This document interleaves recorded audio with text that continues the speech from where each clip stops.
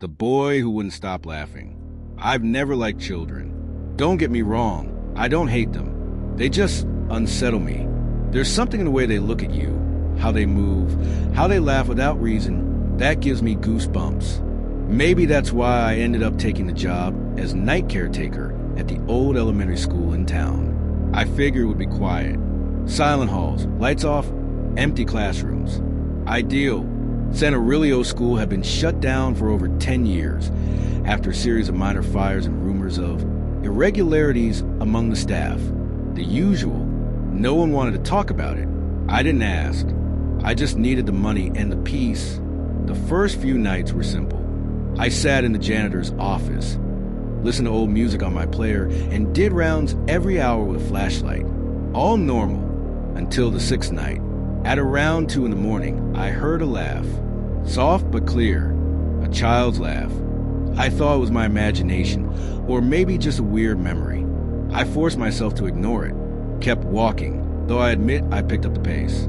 The next night, it came back, closer this time. It was coming from the east wing, the oldest part of the building, right where the first grade classroom was. It made no sense. I checked the doors, locked, windows intact, but the laugh continued.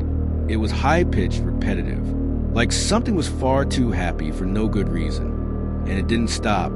On the 8th night, I decided to follow it. I took my flashlight and, just in case, an old baseball bat from the storage room. I walked toward the east wing, trying to convince myself I'd find an animal, maybe a radio left on by mistake. But when I opened the door to the first grade classroom, the air shifted. It smelled of dust and damp wood, but also something sweet, like old candy.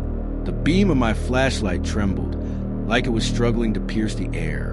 And there he was, sitting in the 3rd row. A boy. He wore the school's gray uniform, perfectly pressed, like someone had just dressed him. He didn't move, just stared at me and laughed. That laugh, there was no joy in it. It was hollow, like a broken record. It sounded metallic, forced, unstoppable, as if his throat didn't need air. I spoke to him, asked his name, if he was lost. Nothing, just a laugh. I stepped forward. So, did he? I took 2 steps. So, did he? But his legs didn't move. He didn't walk. He slid forward, always with that frozen grin, that fixed gaze, that laugh. I ran. I'm no coward, but some things can't be explained. I slammed the door shut behind me, heart pounding in my chest. I stayed in the office until sunrise. The next morning, I went to the town library. I looked up the school's records. It wasn't easy, but I found something. Year, 1992. A 6-year-old boy named Tomas Ledesma disappeared inside the building. They said he ran away. Said he was a strange child, always laughing, even when he shouldn't, even when other kids cried.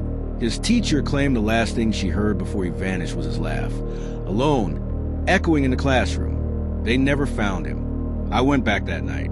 I don't know why. Maybe I needed to understand. Maybe I needed to end it. I brought salt, a crucifix, a recorder, and fear, a lot of fear. I went straight to the classroom. He was there, waiting. Tomas, I said. And for the first time, he stopped laughing. The silence was worse. His eyes turned black, like bottomless pits. He stood, this time with jerky, puppet-like movements. The temperature dropped sharply. My flashlight died. Then he spoke. Do you want to play? His voice wasn't that of a child. It was old, worn out, like a soul that had been trapped for centuries. I didn't answer. I couldn't. Do you want to laugh with me? He stepped forward. Another. I tried to back away, but my legs wouldn't obey. Once you start laughing, he said, and his smile stretched far beyond natural, you can never stop. That's when I understood. This wasn't a boy. It was something that had consumed him. Something that fed on his laughter, his innocence, until it twisted into an eternal, cursed giggle. A haunted echo that traps anyone who hears it. I screamed, forced myself to move. I ran down the halls, feeling his laughter behind me, louder, closer, and somehow inside my head. I got out, never went back. But sometimes in dreams I hear it, the laugh, and I wake up laughing, without knowing why, unable to stop.